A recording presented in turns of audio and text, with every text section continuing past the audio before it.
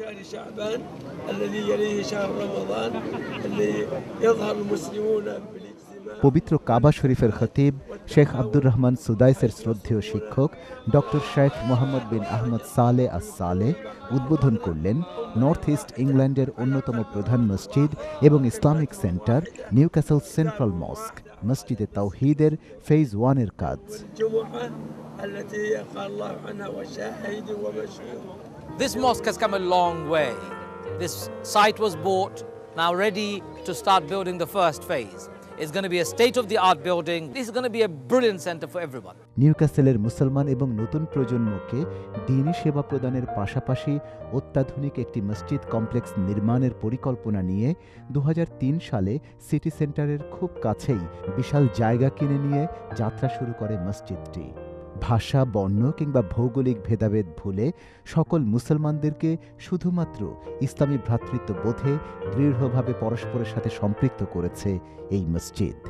নানামুখী কার্যক্রমের জন্য মসজিদটি সকলের কাছে পছন্দনীয় এবং ধর্মীয় ও সামাজিক সকল কর্মকাণ্ডের প্রধান কেন্দ্রে পরিণত হয়েছে।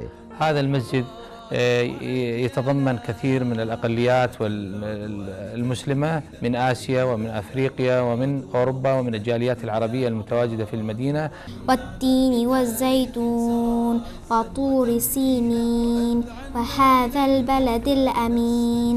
যারা ভবিষ্যৎ মুসলিম উম্মাকে নেতৃত্ব দেবে সেসব ক্ষুদে নতুন প্রজন্মকে ইসলামের শিক্ষা ও আদর্শে যথাযথভাবে মানুষ করার জন্য এ মসজিদে রয়েছে সকল ধরনের ব্যবস্থা। Me, my sister and my friends come to this mosque. We read and we enjoy it really well.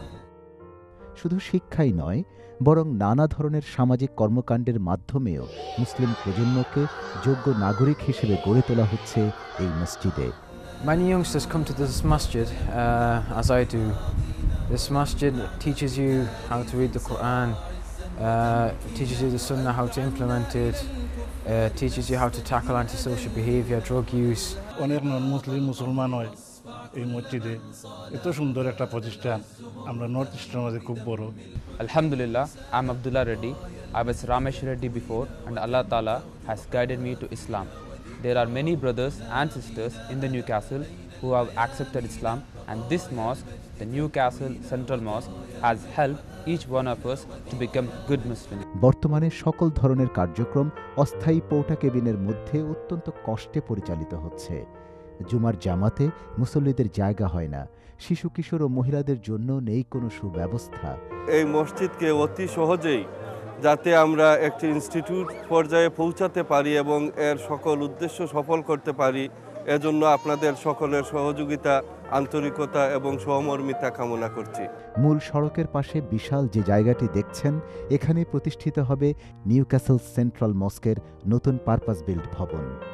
অত্যন্ত সুদৃশ্য ও আধুনিক স্থাপনায় প্রস্তাবিত এই মসজিদ এবং ইসলামিক সেন্টারটি নির্মিত হলে পশ্চিমা বিশ্বে আগামী দিনে মুসলমানদের একটি গর্বিত নিদর্শন হিসেবে চিহ্নিত হবে। অন্যদিকে নন মুসলিম এবং মুসলিমদের জন্য সকল ধরনের দ্বীনি ও সামাজিক কাজ করার জন্য থাকবে সুব্যবস্থা। It's going to be one of the unique mosque. It's going to be a beautiful mosque যেটা ইনশাআল্লাহ বিল্ড হইয়া হলে মানুষ দেখতে পারবা যে কি পরিমাণ সুন্দর মস্ক হইছে ব্রিটেনের মধ্যে। লোকাল ওয়াইডার কমিউনিটি আয়া এই মসজিদের যে ব্যবস্থাটা ইউজ করতে পারবো, which is absolutely fantastic.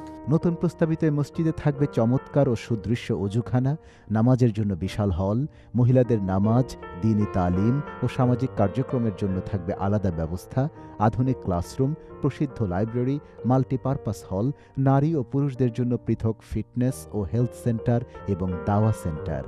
Desperately important that everyone who can help with this project, with this, the building of this masjid, should do so. You honor whom you will and you dishonor whom you will.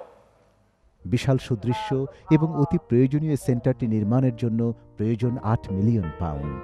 আমাদের কাছে এই পর্যন্ত প্রায় আছে 750,000 pound. Phase 1 এবং phase 2 শেষ করতে আমাদের আরও 500,000 পাউন্ডের জরুরি ভিত্তিতে দরকার।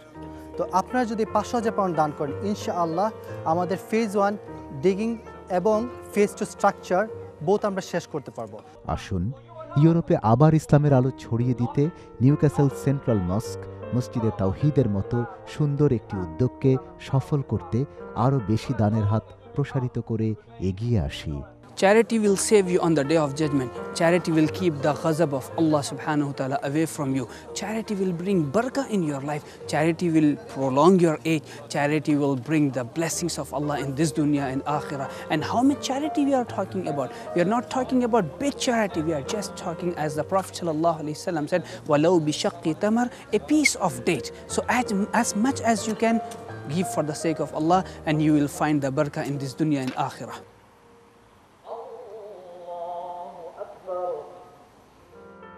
আল্লাহ আমাদের সবাইকে তৌফিক দিন, আমিন।